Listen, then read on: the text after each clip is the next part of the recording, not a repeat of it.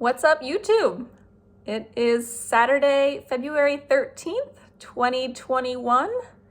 It's been about 5 months since I finished the Pacific Crest Trail. So I think it's time I wing an update video. I am not prepared for this at all. I've been thinking about doing this video for months. And each time I think about it, I stop or I just put it off. I actually started making it in October. Hello, it is October 9th. I have officially been off the Pacific Crest Trail for 1 month. And to celebrate, doing a little trail magic on, see the white blaze? The Appalachian Trail. So here's my little setup. Got a little water cache. Got all kinds of fresh fruit, some salad. I've got some Panera Soups, baked potato, there's squash, and then there's a chicken tortilla, and of course the money shot. Everything I wanted while I was on trail. Hopefully others want it too.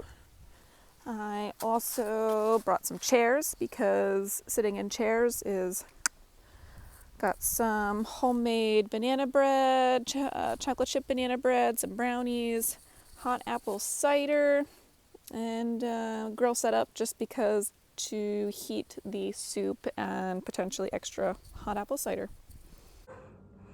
And then it was like, I don't like any of the clips that I took. So I'm gonna force myself to put something together today. I've got a bunch of notes here that I'm gonna reference and we'll see what happens. I guess I will start this video with talking about what happened immediately following the trail. Rafiki and I hitchhiked to Seattle. We had set up that ride with the one girl and her brother at the monument. On the way home, we stopped at a grocery store and they bought us pizza that we ate on the hood of their car. On the way home, I got reception on my cell phone for the first time in a really long time. And that's when I realized how bad all the fires were. Looked at the map and there were just fires everywhere and everything was very smoky outside. When we got into Seattle, I booked a hotel right under the Space Needle. Mr. Naps helped schedule a flight home for me the very next day, September 11th. Once we checked into our hotel, I looked up some thrift stores because I wanted to get some new clothes to wear on the plane home, or at least clean clothes. However, that's when I realized that because of COVID and the pandemic, most stores shortened their hours. So even though it was a weekday, everywhere was closed. I did find a Target that was open for like 15 more minutes.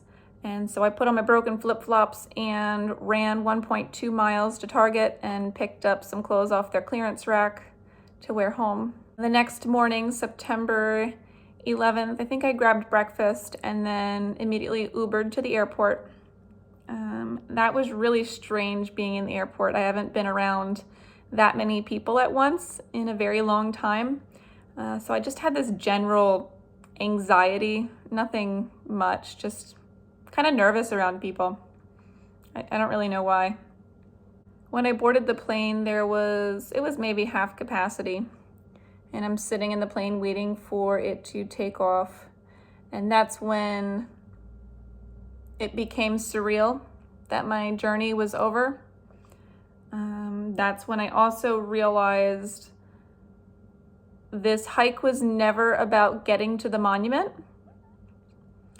I had the monument in my mind the entire trail of how sweet it would be, that feeling when you finally get to the monument. And when I got to the monument, I was honestly kind of disappointed.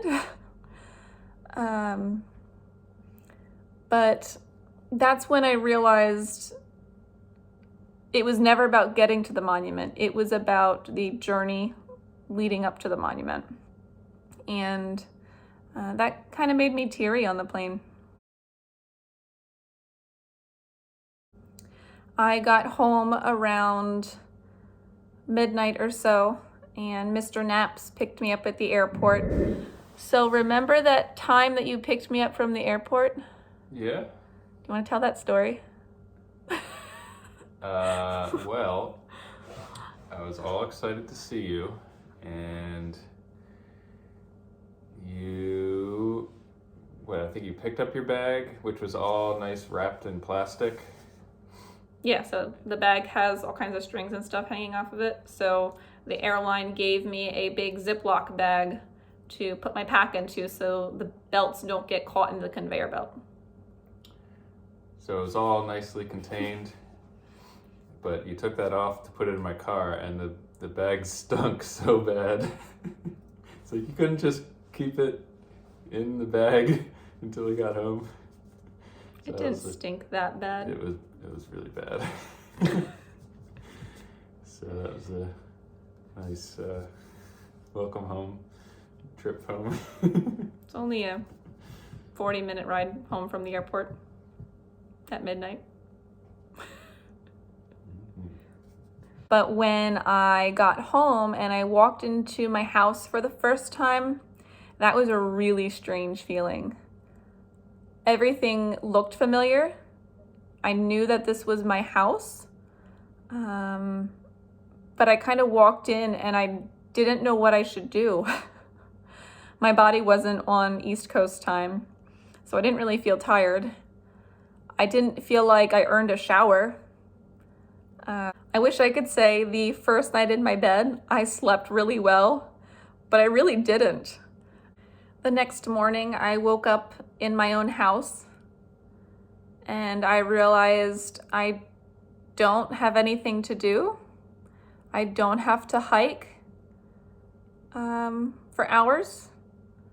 I've got a fridge full of food. That was a weird experience. So I remember sitting out on the deck and having my coffee. We got chickens just before I left for trail.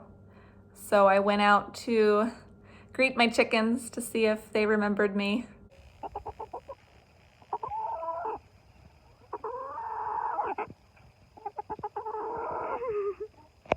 So I set up an appointment with my CrossFit gym to do another in-body scale to check my body composition to see what it was like after hiking over 2,000 miles.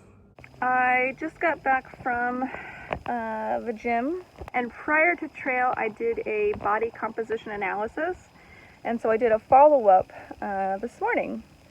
Pretty interesting. My weight went from 136.8 pounds prior to trail to 131.6. My skeletal muscle mass stayed the same. It was 64.8 pounds, still 64.8 pounds. And then my percentage of body fat went from 15.7% down to 12.2%. It also breaks down the lean mass, and that was kind of interesting too. My arms, of course, lost weight. They were 6.3 on the left, 6.0 on the right. Now it's 6.0 on the left and 5.7 on the right. I'm left-handed. And then my legs, left leg prior to trail was 108.9%, right leg 109.9%. Now my left leg is 118.7% and right leg is 120.3%. So both legs went up just about a pound in weight, and my arms have lost weight. I also did what's called the baseline workout in CrossFit, so that's 500-meter row, followed by 40 squats, 30 sit-ups, 20 push-ups, and 10 pull-ups. I don't have written down what my time was prior, but it took me 5 minutes and 42 seconds, and I was only able to do one strict pull-up. I was able to do 12 strict pull-ups prior to to getting on trail. Results of the composition scan were fascinating, but my coach had said that when I get back, I'll probably lose muscle, but I should be able to get back to what I was lifting fairly quickly because your body is able to build that muscle quickly again, which I was able to do. I'd say initially it was very disappointing to feel weak. Push-ups, pull-ups, even cardio endurance, I thought I would be really good at. I wasn't. My lifts were maybe 50, 60% of what they were. But within 2 months, I was able to get back to lifting about the weight that I left lifting. Now we're about 5 months since the trail, and I've set multiple new personal records. Although if you asked me, should you train or how much should you train prior to the PCT, I don't know if it's necessary too much. I think you should be in good health prior to hiking. However, you do not need to be able to run 5 miles with a weighted vest like I was doing. It did help me start off hiking bigger mile days, 15 to 20 miles, I think I was doing in my first week. But your body will grow and adapt and be able to do those bigger miles. But it definitely helped me starting off to be in excellent physical health. Getting back to transitioning to life off trail, one interesting, funny thing I noticed is that it was instinctual for me to think when I have to pee, I just pull my pants down and pee anywhere like I would do on the trail. So when I got home, every time I had to use the bathroom, I had to think, okay, where is the nearest bathroom? I realized I can't just pee anywhere I wanted to anymore. Then getting back to work, I didn't get back to work until November. So while the weather was warm, I felt like I had plenty to do. I could do the gardening and everything. But once it started getting colder, I was like, yeah, I should probably get back to work. So I emailed my old boss, and they did have a position available for me still at the old hospital. I did look a few other places, but wasn't overly impressed with what was available. And I thought that going back to my old hospital would be a little bit of an easier transition, just because I know the staff there, I know the hospital policies, I know the physicians, I generally know how it runs. So yeah, I'm happy with that decision. I'm back to my old job, and I do like it. I'm not working in the progressive care unit anymore, which was primarily the COVID care unit when I left. I'm now working on a med-surg telemetry orthopedic floor, which is a nice change of pace. When I walked into work for the first week, 2 weeks, I had that same feeling of when I walked into my house for the first time. Everything looked familiar, but nothing just felt right. It was really strange. And when I was talking to one of the nurse practitioners, he had said, I bet you it's similar to when someone in the military is overseas for a very long time and comes back home. You have that disjointed kind of feeling. I did, within the first week, nearly introduce myself to one of my patients as naps. I started the word naps and realized what I was saying and stopped right then. It took a little while for me to get that haste or that pep in my step at work. It was a little more difficult for me to transition back into using the computer, and using a pen and pencil for the first time was really strange. I realized that I haven't actually written anything other than my name, naps, in a trail log in over 4 months. It was really nice to get back to work though. It made me feel like I was accomplishing something. I didn't go back to 12-hour days. I started doing 8-hour days because when I got off trail, my feet were still aching very badly. I realized I had plantar fasciitis, and I'd probably had that for a majority of the trail, but in the mornings when I would get up, I would put my feet down and I was walking like a Neanderthal. And the hikers around me kind of looked at me like, okay, and no one else was in the pain I was in. I said when I would put my foot on the ground, it felt like all the bones in my feet were just kind of broken and cracking. And it did that for about a month once I got home, and it was not getting any better. So the coach at my gym had recommended I see a chiropractor for my feet. And I thought that was kind of strange because I didn't know they did anything with feet.